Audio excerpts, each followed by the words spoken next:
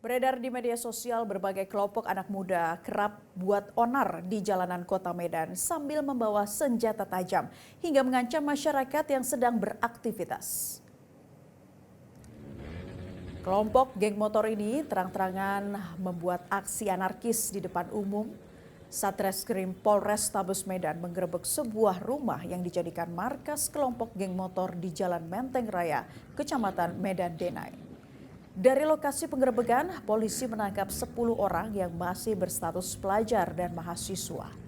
Para pelaku terbukti melakukan tindakan anarkis di Jalan Diponegoro yang hendak melakukan tawuran dengan kelompok geng motor lain sambil mengacungkan senjata tajam ke orang-orang. Dalam penangkapan disita barang bukti berupa senjata tajam, 7 unit sepeda motor, handphone, uang tunai, dan sejumlah barang bukti lainnya.